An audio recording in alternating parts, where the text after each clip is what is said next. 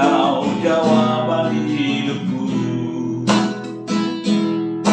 Saat tak ada tujuan, Kau datang, tunjukkan ku jalan, tunjukkan ku jalan. Yuk lagi kata sama-sama, saat ada harapan. Saat tak ada harapan, Kau datang, beriku harapan. Yesus, Kau jawaban hidupku. Amin Tuhan. Saat tak ada tujuan, Kau datang, tunjukkan ku jalan, tunjukkan ku jalan.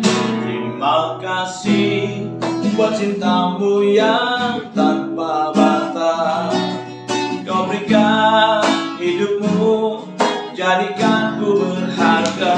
Terima kasih buat cintamu yang tanpa batas. Kau berikan hidupmu, jadikan aku indah. Terima kasih buat cintamu yang tanpa batas. Kau berikan hidupmu, jadikan ku berharga. Terima kasih buat cintamu yang tanpa batas. Kau berikan hidupmu, jadikan aku indah. Terima kasih. Kau berikan hidupmu, jadikan aku indah. Terima kasih. Sekali lagi katakan, Kau berikan hidupmu, jadikan aku indah. Terima kasih. Terima kasih banyak Bapak di Sahabat Shalom ini. Maka di hari yang terakhir di tuntunan sepekan dari tanggal 26 sampai tanggal 31 Desember 2022 ini, wow, sungguh kami bersyukur kami yang di penghujung hari di tahun 2022 kami mau serahkan hidup kami padamu. Dan untuk hal ini kami siapkan untuk menerima tuntunan sepekan ini dengan sukacita. Terima kasih banyak kami menyambutnya. Hamba-Mu terbatas, dengan keterbatasan ini Kau pakai dengan cara-Mu yang tak terbatas. Kami siap Tuhan menerimanya. Demi dan di dalam nama Tuhan Yesus Kristus, semua kita yang siap menerima tuntunan sepekan ini katakan amin. Tepuk tangan buat Tuhan Yesus. Haleluya, shalom, shalom. Wah, puji Tuhan ya. Bagaimana sudah siapkan pena, ya, pulpen dan kertas ya. Kita udah masuk di hari yang ke-6. Kita akan menyusun sebuah resolusi kuantitatif. Tetapi ya tentu ini bukan berarti segampang itu juga. Tetapi maksud saya gini, bukan berarti susah banget, enggak. Karena segala sesuatu yang saya bicarakan ini, saudara mungkin sebagian sudah banyak yang tahu. Hanya mungkin mau melakukannya atau tidak. Hanya mau duduk, tenang duduk, bikin ini resolusi atau tidak. Oke ya, kita mulai sedikit yang kemarin. Kemarin kita bicarakan bagaimana bahagia, keselamatan misalnya, atau sukacita misalnya itu, kekayaan misalnya, kekayaan bukan akhir, bukan tujuan. Saya mau punya supaya kaya. Kalau kaya, setelah kaya apa? Setelah berhasil apa? Keberhasilan, kekayaan, apapun itu sebenarnya jadi sia-sia dan jadi membosankan pada waktu kita nggak punya tujuan yang hakiki dalam dunia ini. Tujuan hakiki dalam dunia apa, saudara? Adalah menjadi serupa Kristus, menjadi tangan Tuhan bagi banyak orang di dunia ini, di sekitar kita yang dapat terdampaki oleh keberhasilan perubahan hidup kita. Bisa amin dulu di sini. Jadi mindset kita tentang keberhasilan, damai sejahtera, keselamatan itu adalah bukan akhir tapi jembatan, adalah kendaraan, adalah sebuah fase atau halte pertama, terminal pertama lah. Setelah itu saudara harus menjadi apa? Banyak orang terjebak pada tujuan berkat, diberkati. Is okay, nggak salah dengan berkatnya. Tapi kalau berkat jadi tujuan itu bahaya sekali. Karena setelah kau diberkati bisa saja kau berubah setia dengan Tuhan, berubah setia dengan teman hidupmu, berubah setia dengan orang-orang yang sudah berjalan bersamamu bertahun-tahun. Kenapa? Karena harta itu bisa membuat kita goncang hati. Di mana hartamu berada, di situ hatimu berada. Gawat ya. Harta kita yang sejati bukan itu. Bukan kekayaan duniawi, bukan kekayaan harta, rumah, mobil, kendaraan, tetapi kekayaan kita sejati ada Kristus. Akhirnya kita muter ke situ. Saya pernah kompas ngomong langsung. Sebenarnya kalau saudara renungin, kita renungin, akhirnya kita tahu esensi kekayaan sejati apa? pada saat Kristus kita miliki, Tuhan ada di dalam hidup kita. Itulah kekayaan sejati. Bukan soal yang duniawi dan material itu. Nah, makanya di bagian yang ke-6 ini atau di tuntunan hari yang terakhir ini, saya coba ingin tuntun saudara, ajak saudara mencatat secara cepat saja tentang yang kuantitatif. Kemarin kalau saya berdoa ya, selama hari Jumat kemarin saudara membereskan dengan teman-temanmu, saudara-saudaramu yang kau punya masalah dengan diberesin, atau mereka punya masalah dengan hidupmu, kau ampunin gitu ya. Saya berdoa saudara udah melakukannya ya, karena kalau nggak melakukannya maka target kuantitatif itu menjadi jauh untuk kita capai. Serius, karena ternyata selama ada gandulan atau gandolan yang berat di pundak kita, maka bisa berhasil, bisa hasil, tapi belum tentu maksimal. Karena gandolannya terlalu berat. Apa itu? Pikiran masa lalu, orang yang menjadi kita simpen terus kesalahannya, atau kita punya masalah dengan orang lain ya, kita beresin. Nah, hari ini kita susun ya target kuantitatif kita ya. Walaupun itu kadang orang bilang, Pak itu kan nggak kuantitatif, itu kan kualitatif. It's okay, kita buat jadi kuantitatif supaya dapat dihitung skalanya. Misalnya gini, kita kan manusia trikotomi, tubuh, jiwa, dan roh. Maka kita harus susun dulu target kuantitatif kita. Karena semua yang kita mau bikin, saya mau punya perusahaan 10 tahun ini. Ya nggak masalah, tahun 2023 kau punya perusahaan 10. Engkau ngadepin besok tahun 2023, dia bilang tahun yang rumit, yang susah. Saya ngomong enggak, tergantung saudara bisa mencapai resolusi hari yang pertama kemarin tanggal hari Kamis. Saudara baca itu, ikuti saudara hari Kamis. Tentang bagaimana basic fundamental, dasarnya dari dasar untuk resolusi tahun 2023. Yes, kata dunia orang berkata 23 itu hari gelap, tahun gelap, banyak resesi. Tapi saya katakan seperti 12 pengintai, dia pergi bersama-sama, tapi 10 ngomong negatif, tapi 2 ini aneh, bisa ngomong beda. Tapi buktinya kalau dia percaya, kita sama-sama sepakat, Tuhan menyertai, dia menang. Saya mau berkata bahwa apapun kata orang banyak itu bukan ukuran buat kita. Nah, sekarang yang kuantitatif kita ini, sekarang kita ingin tulis di dalam buku kita, tubuh, jiwa, dan roh. Ini garis besar ini, guru besar. Tubuh, jiwa, dan roh. Bikin bagannya gitu ya, atau bikin apalah. Sudah menulis tubuh, jiwa, dan roh. Yang tubuh tuh sifatnya apa? Misalnya kesehatan. Misalnya kesehatan nih ya, kesehatan. Apa tuh kesehatan? Misalnya olahraga. Itu kan memang kualitatif ya. Tetapi bisa jadi kuantitatif, misalnya gini, tadinya nggak pernah olahraga, sekarang olahraga. Kita bikinnya persentase.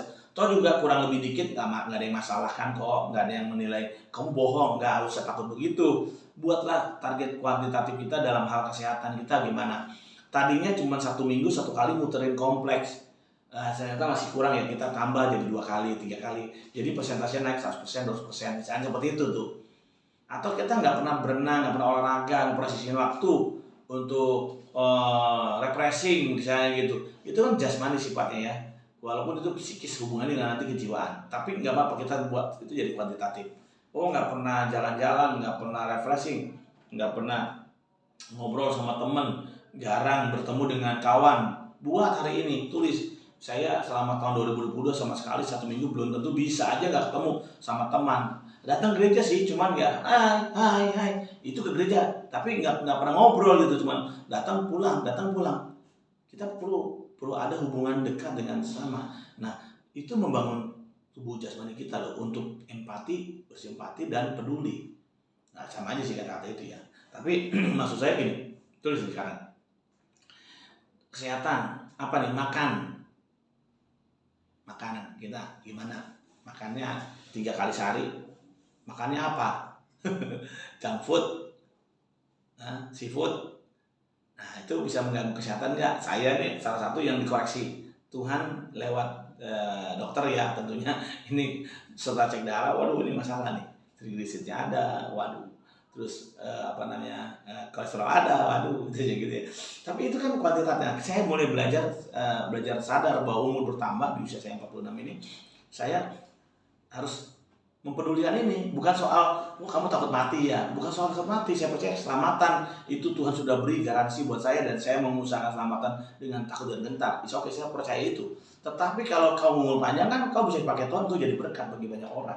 Itu loh konsep atau mindset kita dalam hidup ini. Nah, kesehatan apa, makannya gimana? Saya mulai belajar ya, saudara. Makan itu ya, saya nggak boleh makan yang daging merah, misalnya sapi dan sebagainya ya. Nah saya harus pakai yang daging warna putih misalnya gitu, ayam, ikan dan sebagainya. Belajar, walaupun kebiasaannya kemarin nggak begitu, tapi sekarang belajar. Terus makannya biasanya 3 kali sehari, sekarang saya rapihin. Pagi-pagi nggak sarapan nasi, sarapannya ya mungkin kalau nggak puasa sarapannya ya simpel-simpel yang enteng-enteng aja misalnya itu. Tapi banyak kan saya mengikuti puasa ya, bersyukurlah karena kesempatannya ada Tuhan kasih. Lah buka puasanya hari jam berapa, jam 12 misalnya. Dan paling terakhir siang jam 7, jam 8 udah makan terakhir. Atau itu pun makannya nggak boleh berat. Hindari nasi, jangan terlalu banyak makan nasi karena gulanya tinggi begitu dan sebagainya. Nah itu dibuatin kuantitatif itu. Capek nggak ya tahun ini? Kita mau capek berapa lama? Perlu ya Bapak Ibu, kita punya juga target yang kuantitatif ini, bukan cuma bisa tulis tapi capek berapa lama? 1 bulan kah, 2 bulan kah, jadi Januari kita udah capek di ujung Januari, nggak bisa kayaknya nih, bikin buat di Februari kah atau di Maret kah, di triwulan pertama, atau kita mau bikin kuartal, boleh juga. Tapi jangan terlalu terlena, nanti aku bikin per tahun aja 12 kali, ya jangan, itu kan hanya hal sepele, masa bikin 12 bulan, ya enggak lah, sebulan, 2 bulan, 3 bulan gitu, ya capek. Buat catatannya, latih. Katanya gini, melatihnya 21 hari, itu membuat orang mulai berubah. Tapi bikin 90 hari, maka orang itu menjadi gaya hidup. Maksudnya, makannya, terus punya pola tidur ya, tidur juga sama ya, nanti tidur saudara gimana, tidur jam berapa, bangun jam berapa, catat tuh, rapi nggak nih, bener nggak nih, coba tanya sama dokter kesehatan saudara, kalau kan, atau sekarang di YouTube banyak lah pelajaran kesehatan ya, saya juga banyak belajar dari situ juga ya. Lalu saya catat, saya mau ubah sekarang tidur saya.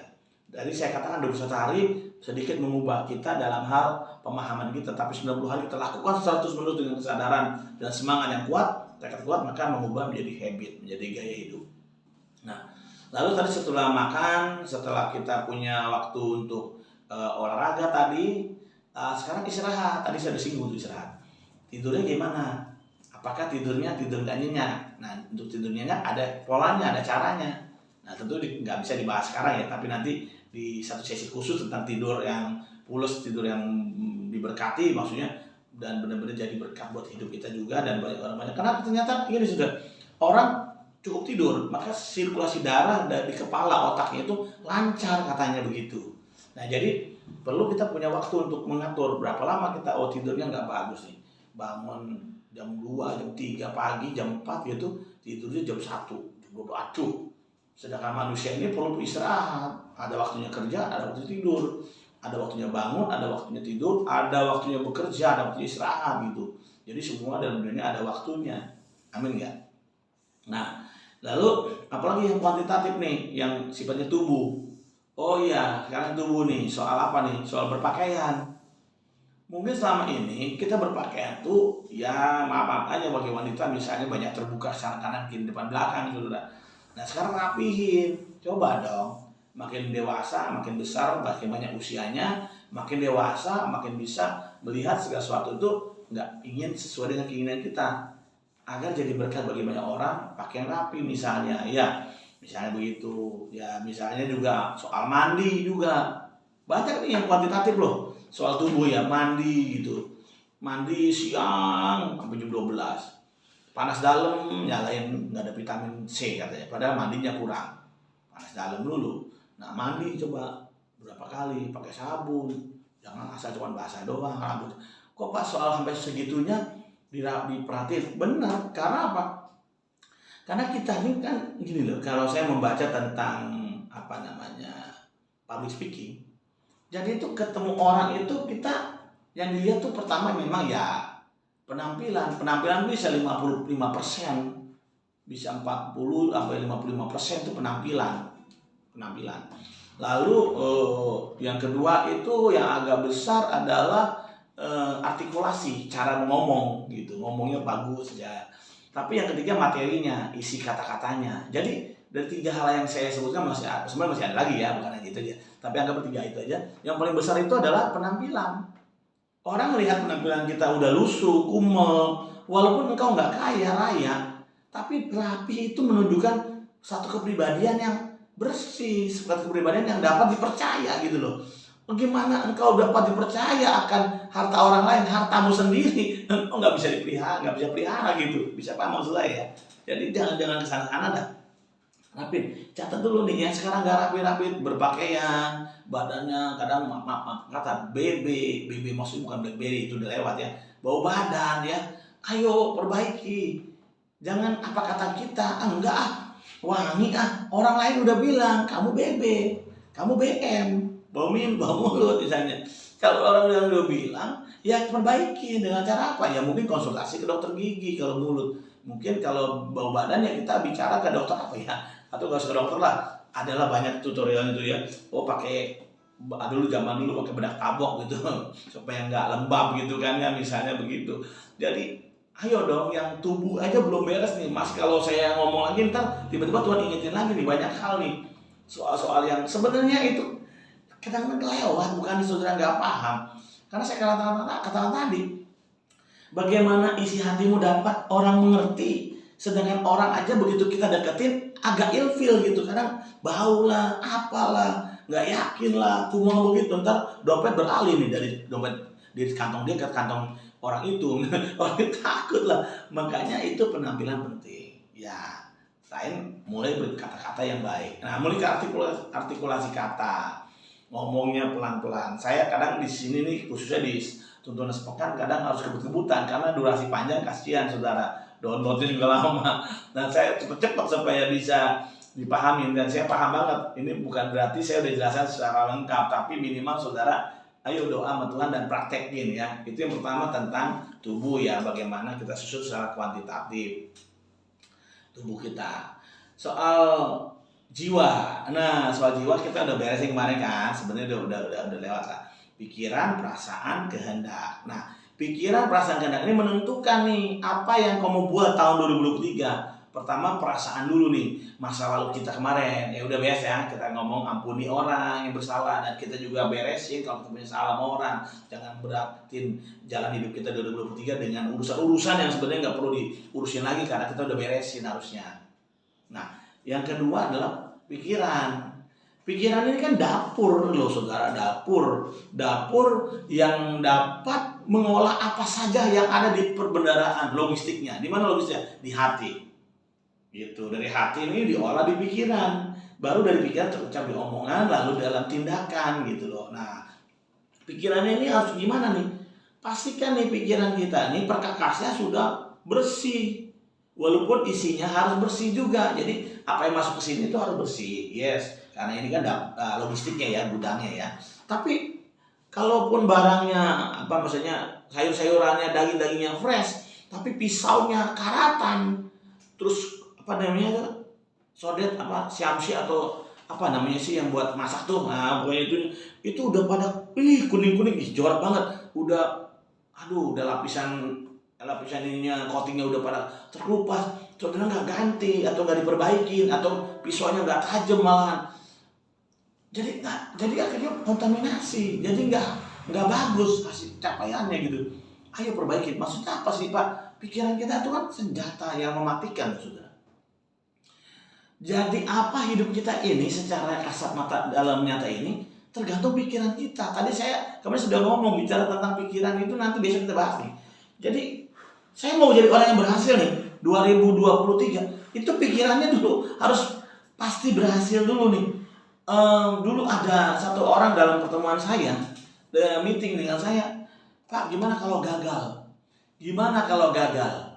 Gimana kalau gagal? Kita memang harus punya manajemen resiko, tetapi bukan berarti mengutamakan kegagalan sebagai poin pembahasan utama. Kegagalan pada waktu kita sudah mengupayakan adalah hal yang biasa, hal yang harusnya kita bisa mensyukuri. Berarti tandanya kita masih manusia biasa, kita masih butuh Tuhan. Yang paling penting adalah bagaimana mengelola pikiran kita sehingga kegagalan dapat diminimalisir. Itu saudara ya. Sekarang pikirannya, gimana pikiran dapat dapat berupa fungsi dengan baik. Nah, kemarin kita udah bahas tuh tentang tubuh, karena ada korelasi itu, hubungan tubuh dengan pikiran. Saya juga bahas tentang rekreasi. Karena gini loh saudara, kalau darahnya nggak lancar ke otak, maka nih otak kita jadinya mudah sakit, mudah gampang lelah, dan kita kalau itu gampang menyerah. Nah itu kan Itu yang seringkali membuat kita gagal dalam mencapai capaian kita sebenarnya dari situ tuh. Jadi sebenarnya masih ada hubungan yang kemarin tuh, kalau saudara baru gabung, coba dengerin hari kemarin Jumat tanggal 30 Desember. Ya, sekarang ngapain? Terus engkau mungkin sibuk kerja. Yang penting kerja keras, kerja keras, kerja keras. Enggak, harus kerja cerdas. Apa itu? Membagi waktu sesuai dengan porsinya. Waktunya rekreasi, rekreasi lah. Nyari duit buat apa? Sekarang nyari duit sebanyak-banyaknya, habis udah banyak duit, ke rumah sakit, diopname 4 bulan, 5 bulan, ICU. Aduh, habis duitnya juga. Mending cuma habis duitnya, nyawanya juga habis. Nggak ada guna. Nah, maksud saya begini, ayo kita seimbangin. Tadi saya katakan bahwa kekayaan bukan tujuan akhir. Kebahagiaan saja bukan tujuan akhir. Karena kalau itu tujuan akhir, setelah itu kamu jadi orang apa? Orang yang linglung, bingung mau ngapain lagi ya, karena udah bahagia, udah kaya. Makanya jadi linglung. Karena itulah banyak orang kaya stres. Karena udah kaya. Karena tujuannya kaya, selesai kaya, dia bingung mau ngapain lagi, dia linglung. Nah, kita berubah ya. Hari ini kita belum tentu menyelesaikannya, dapat selesaikan dengan sebenarnya tujuannya bagaimana membuat kekayaan, keberhasilan, dan sejahtera itu bukan hanya berhenti di situ, tapi akan lanjut. Nah, kita mau punya waktu nanti ke depan kita bahas. Nah, balik lagi ke soal pikiran. Nah, pikiran itu kan sebenarnya adalah dapur yang kalau bersih dia mempengaruhi hasil makanan yang bersih. Pikiran nih dan kehendak. Dan pikiran ini dulu pikiran ini di situ tuh mengolah segala macam tuh. Jadi dari bahannya misalnya saya ambil contoh pikiran dengan dapur ya supaya gampang dipahami. Jadi misalnya ada brokoli, ada tomat, wortel, sedikit ada udang, ada apa gitu. Saudara pikir jadi apa nih makanan? Ada yang orang bilang jadi tumis, digoreng, dicah gitu ya. Atau yang bilang oh dicapcay aja, dibikin capcay. Oh ya, dikasih kuah. Apapun yang menjadi satu konsep makanan apapun itu kan si pembudangnya siapa? Saya. Pikiran itu harus dikuasai oleh kita. Alkitab berkata, roh memang penurut, tapi daging lemah. Ya, Tuhan sudah bicara lewat firman-Nya, roh penurut, daging lemah. Dua-duanya ngikut apa kata pikiran, apa kata perasaan, apa kata kemauan. Jadi rohnya penurut, daging lemah. Mereka nggak mampu mengatakan A atau B. Dia hanya ngikut apa yang ada dalam pikiran saudara, apa yang ada dalam perasaan saudara, apa yang ada dalam kemauan saudara. Nah, kita nih sekarang harus mengelola pikiran kita dengan baik. Nah, dari berbagai macam makanan tadi ya, bahan makanan, kita dapat memutuskan mau bikin makanan apa gitu. Nah, kita kan sesuaikan dengan pertama kapasitas kita, kedua pengalaman kita. Jadi kita harus kombinasi nih, pikiran dan kemauannya harus sejalan nih ya. Maunya gede gitu ya, pengen buat kapal. Oh, saya mau jadi punya galangan kapal. Kamu pun nggak punya pengalaman jadi arsitek. Uang untuk memulainya belum ada. Gede sekali misalnya. Kalau itu dipaksakan bukan jadi satu hal yang baik, bahkan bisa merusak tatanan hidup kita sendiri. Kita terobsesi dengan tujuan besar, sementara kapasitas belum ada. Ya, terus juga kemampuan juga nggak ada, kapasitas keuangan nggak ada, kemampuan berpikir nggak ada. Jangan. Nah, kita sesuaikan. Tuhan udah kasih kita nih talenta ya, karunia apa atau percayakan. Ayo tulis dulu. Tadi kan saya suruh tulis kan. Sekarang tulis nih di pikiran kita nih, apa sih kelebihanmu? Apa sih kekuatanmu? Strongmu di mana tuh?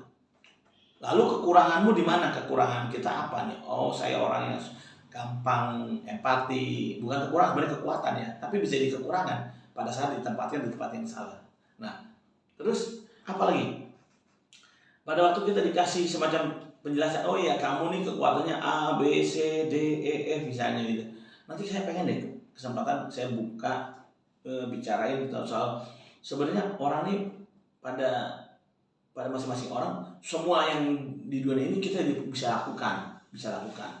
Tetapi nggak semua akan maksimal kita dapat lakukan kalau kita paksakan. Jadi kita menemukan apa yang maksimal dapat kita buat dengan kapasitas dan skill yang kita punya. Kita sesuaikan dulu. Nah, untuk resolusi 2023 bagian akhir ini, saya ingin saudara menulis dulu nih. Ayo, kekuatanmu di mana? Kelemahanmu di mana? Kekuranganmu jadi kekuranganmu apa? Oh, boros saya apa? Oh ya, ini bagaimana cara ngelolanya. Nah, kemauannya dikelola nih.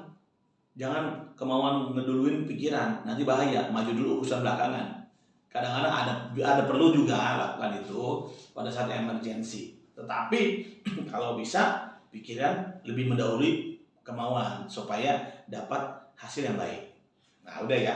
Kita ngomong tentang pikiran, tadi perasaan, kemauan. Walaupun itu belum semuanya ya, tapi paling tidak saya analogikan dengan tadi bahan makanan kita punya. Makanya di luar sana tuh ada orang mengenal tentang unsur-unsur. Kalau di Chinese ada kenal, ada tanah, api, air. Saya nggak ngomong ini sebagai satu materi saya, tapi saya juga coba membuka diri kita, jangan beranggapan di luar sana itu semuanya salah, enggak juga gitu saudara. Bahwa mereka menggunakan itu sebagai acuan belajar memilah mana sih yang menjadi kapasitas kita, mana sih menjadi karunia roh kita gitu loh. Jadi ada dulu menggunakan itu, ada pakai, kalau di Jawa ada namanya primbon, ya kan, dibaca nih tahun lahir, tanggal lahir gitu ya saudara. Itu saya bilang ya, kalau saya dibilang seorang hamba Tuhan pasti ngomong nggak boleh itu meramal-ramal. Oh saudara, jangan berpikir ke situ. Segala tujuan manusia itu baik supaya mereka dapat membedakan sebenarnya kapasitas dan skillnya di mana gitu loh. Dengan itu kita sadar bahwa kalau kita orang tinggal di sini dengan lingkungan seperti ini, mayoritas teman-teman kita begini, maka kita biasanya akan seperti mirip-mirip itu. Saudara bergaul dengan bos-bos, main golf bersama sebulan, 2 bulan, setahun, 2 tahun, 3 tahun. Percaya saudara, pikiran saudara akan mirip dengan orang yang bergaul bersama dengan saudara. Tapi coba pergaulan di rumah-rumah saudara, tinggal lingkungan saudara, tongkrong sambil ngerokok, cuman ngomongin orang, ngegibah, ngerumpin orang. Aduh, pasti nggak akan jauh beda dah kehidupan nasibnya sama orang-orang yang bergaul dengan saudara itu. Benar nggak sih? Benar lah, itu sih udah supaya umum. Nah, jadi kita tuh tahu waktu saya melihat, oh ya teman-teman saya dari Jawa ada primbon, dan Chinese ada buku Feng Shui, sebenarnya kan itu hal-hal yang umum, hal-hal yang ilmiah, hal-hal yang sederhana. Saya ngomong seperti ini agar saudara jangan menjustifikasi orang, jangan menghakimi orang, supaya saudara paham kita punya Tuhan yang melebihi memang dari segala macam kepercayaan atau Tuhan manapun, karena dia pernah datang ke bumi jadi manusia tebus dosa kita. Itu bedanya di situ, dahsyatnya di situ. Tetapi untuk mengelola pikiran kita ibaratnya diberikan talenta. Nanti ya memang ini panjang ya. Saya ada beberapa nanti menulis sesuatu lalu membuat satu agreement dengan diri kita sendiri, perjanjian dengan diri kita bahwa oh ya Tuhan, saya ini, saya Anton adalah ini. Dibacakan gitu, bisa dibacakan lalu seperhatian tiap hari. Lalu kita punya target kuantitatif, misalnya saya mau usaha A misalnya. Usaha A ini tahun depan nih gimana ya? Karena kita juga harus membaca secara realistis. Kita harus membaca bukan hanya basic fundamental ya, basic strateginya harus baca. Besok nih apa, depan apa sih, tahun gimana orang udah beralih dari teknologi yang konvensional menjadi digital. Kita harus berpikir ke sana, apa yang kita mesti buat nih. Kemarin saya mau bikin catering misalnya, saya mau buat kerjaan A, B, C misalnya atau apa. Lalu kombinasiin dengan teknologi terbaru di tahun depan. Dan lihat ini ya, pandemi kemarin mengajar saya banyak loh saudara. Banyak orang bertumbangan, tapi banyak orang bisa eksis dan establish di situ. Saya termasuk orangnya saudara. Dan saya bersyukur itu karena Tuhan, anugerah Tuhan. Karena saya melihat apa yang menjadi peluang di tengah-tengah krisis, jalan di tengah-tengah badai. Itu Raja Wali, saya boleh coba sisipin sedikit tentang kisah Raja Wali ya. Katanya Raja Wali itu mengatasi badai. Sebenarnya gini saudara, badai itu berputar seperti spiral. Dia tuh nggak semuanya keras.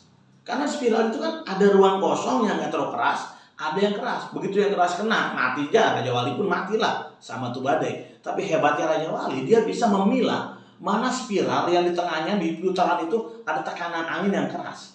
Dan dia nggak masuk di situ, mati juga dia.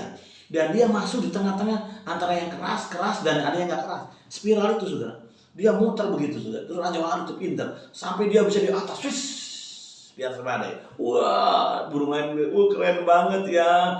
Padahal hebat, dia pakai hikmat. Dia pakai hikmat. Yang kedua, dia melatih dirinya. Mungkin pertama-tama pernah ketabrak juga sama badainya. Menentang juga dia. Tapi dari pengalaman dia bisa bangkit lagi. Wake up. Tema 2023 adalah bangkit dan menjadi pemenang. Bangkit menjadi pemenang. Bisa ngomong sama-sama, katakan bangkit menjadi pemenang. 2, 3. Bangkit menjadi pemenang. Nah, ini harus menjadi tema kita tahun 2023. Saya percaya kita akan coba raih. Percaya bersama Tuhan kita akan cakap melakukan segala perkara. Haleluya. Nah, saudara, yang tadi tubuh, jiwa, dan roh. Jiwa ada pikiran, perasaan, kemauan. Pikiran dan kemauan harus dikombinasiin. Pikiran mendahului kemauan. Kemauan boleh keras tapi pikirannya harus sehat. Pikiran, perasaan, kemauan harus berimbang dengan kesehatan tubuh. Tubuh tadi rekreasi, olahraga, makan, istirahat dan sebagainya, perhatiin. Lalu sekarang roh, spiritual. Spiritual itu belajar untuk bermeditasi dengan Tuhan secara pribadi. It's okay, kau udah ibadah bersama dengan komunitas kecilmu, itu sangat bagus. Beribadah di ibadah raya, ibadah tengah minggu, ada rumah doa pagi dan sebagainya, bagus, sangat bagus. Tapi sisihkanlah waktu barang paling tidak. Seminggu tuh ada 2, 3 kali, 4 kali, bahkan kalau bisa tiap malam adalah waktu 1 jam, 2 jam bermeditasi dengan Tuhan. Menyembah Tuhan secara pribadi. Penyembahan yang tidak perlu pakai musik nggak apa-apa. Yang penting ruangannya tenang, suasananya tenang, engkau bisa menyembah Tuhan. Ini buat pemula begitu ya, kita buat pemula dulu. Jadi sembah Tuhan. Di rumah, di kamar, katanya tutuplah pintumu, pintu rumahmu, pintu kamarmu, dan berdoalah. Ya kita berdoa di sana. Mungkin kau perlu sedikit tempat yang agak sepi, adem, misalnya ke puncak kemana. Boleh kalau ada duitnya. Boleh, gak apa-apa. Sisihin waktu 2 jam. Di gua doa, rumah-rumah doa, boleh. Nah, tetapi level berikutnya adalah engkau bisa berdoa di mana saja. Di mobil, bus, di kendaraanmu. Tapi jangan nyetir, jangan ya, nanti bahaya.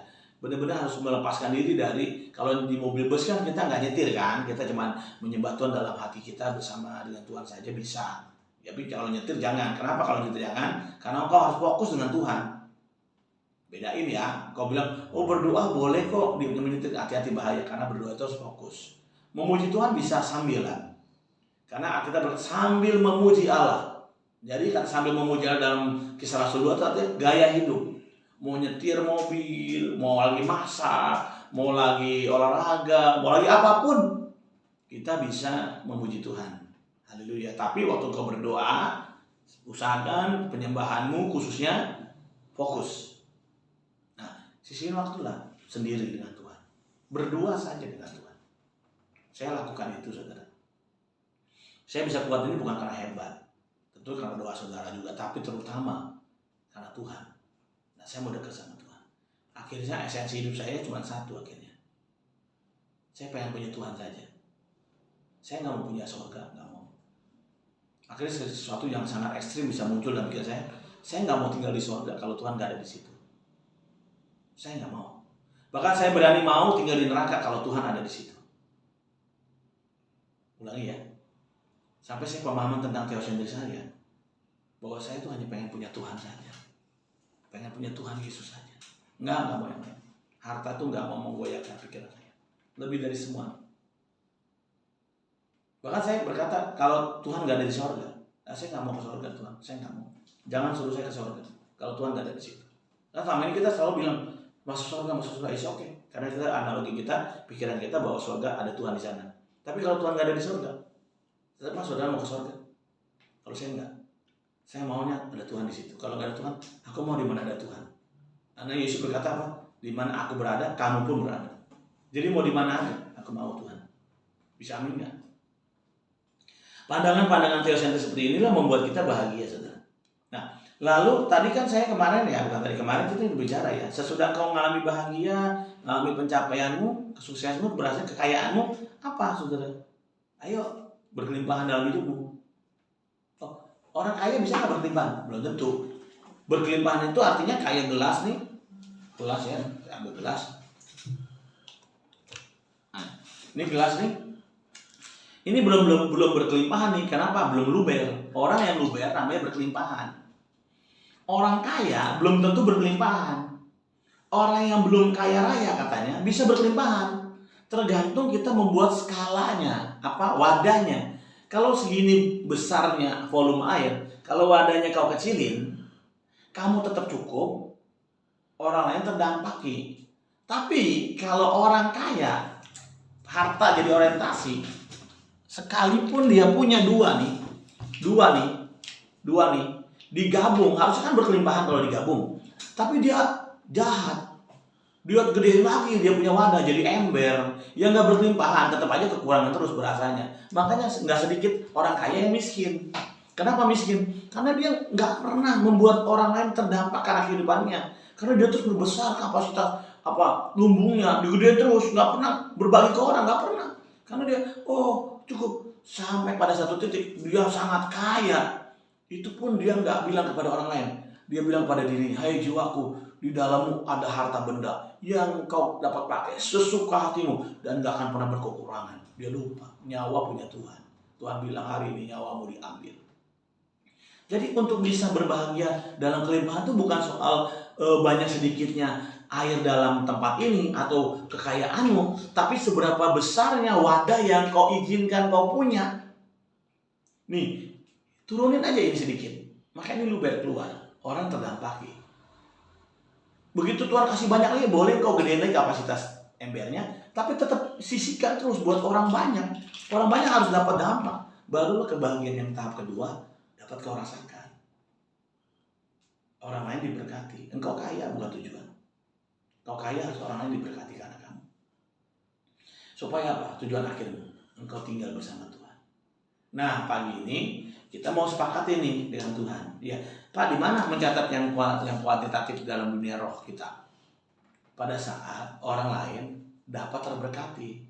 Karena Yesus mau ada di dalam kamu. Dan kamu mengerjakan pekerjaan yang dilakukan melalui kamu. Makanya Paulus bilang begini, saudara, hidupku bukannya aku lagi, tapi Kristus yang tinggal dan hidup di dalam aku. So, hidup yang kudiami di dalam daging ini, hidup karena percaya. Dan kita melakukannya itu karena Kristus ada di dalam kita. Nah, pagi ini pastikan ya saudara, Kristus ada di dalammu. Buktinya apa? Engkau jadi berkat bagi banyak orang. Engkau membuat orang lain terdampaki karena engkau punya. Engkau bisa lakukan. Sekecil apapun gak apa-apa. Apalagi besar, lebih baik. Saya percaya 6 hari ini memang belum sempurna, belum lengkap, tapi kiranya ini dapat menolong, menjadi insight buat kita untuk kita mempraktekannya. Selamat memasuki tahun yang baru 2023, kita menyembah Tuhan bersama. Yuk kita minta dengan sungguh-sungguh kepada Tuhan. Lebih dari segalanya, ku ingin Kau Tuhan, emas, perak dan permata tiada artinya. Ku ingin lebih dekat, bersekutu denganmu.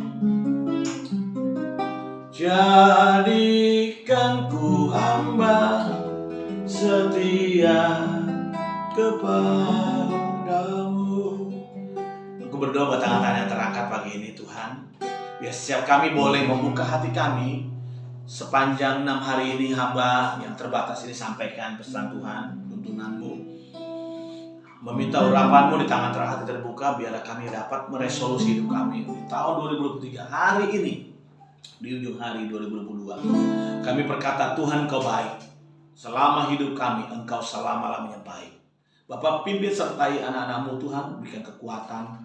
Kalau hamba-Mu membagikan bagian awal ini, kiranya di pertemuan berikutnya, di sesi-sesi berikutnya Tuhan singkapkan lebih detail lagi, dan kami mempraktekkan nilai-nilai ini Bapak. Semua kami murid-murid-Mu Tuhan di Arkadia dan dimanapun kami menangkap pesan ini, kami mau belajar Tuhan menjadi serupa Kristus.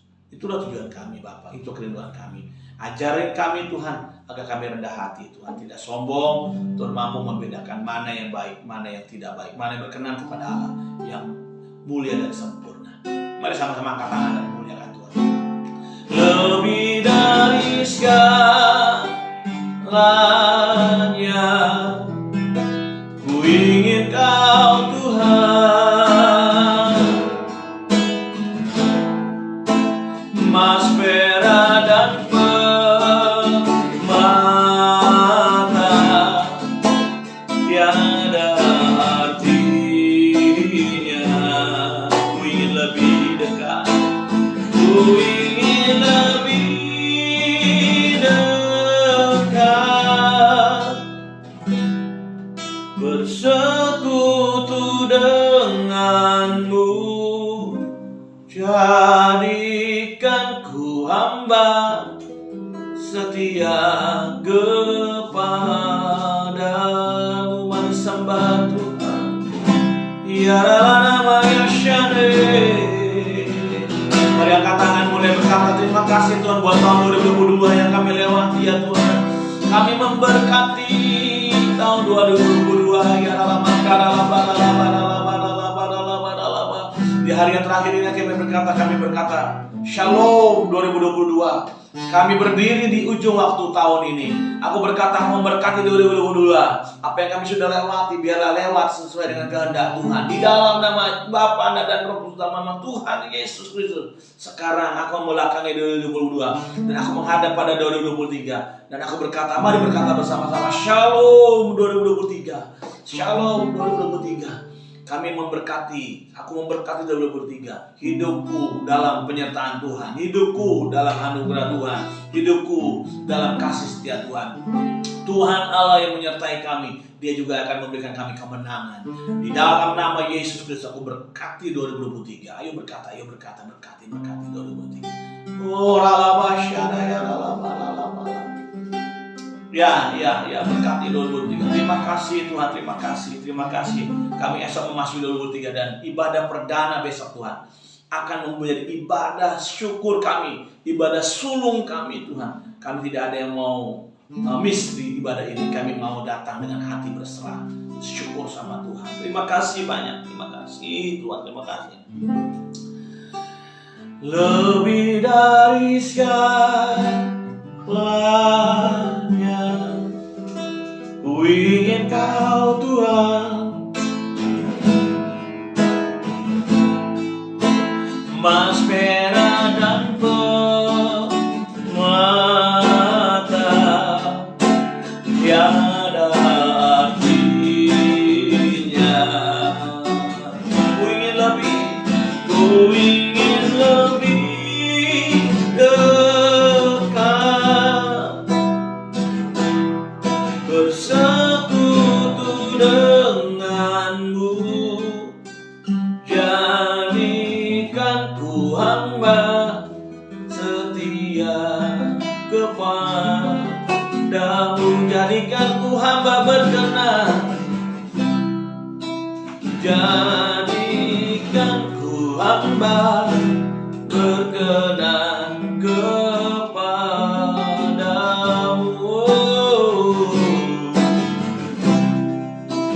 Jadikan ku hamba berkenan kepadamu.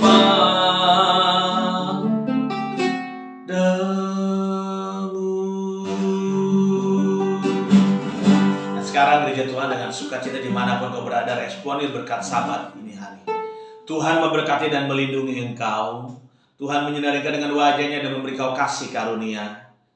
Tuhan menghadapkan wajahnya kepadamu dan memberi kau damai sejahtera. Terima dengan bersukacita segala berkat yang berlimpah-limpah di tahun 2022 dan juga berkat yang berlimpah-limpah di tahun 2023. Berkat dari Bapa di surga, cintanya Tuhan Yesus Kristus, penyertaan Roh Kudus yang manis indah menyertai mulai hari ini, besok, dan sampai selama-lamanya.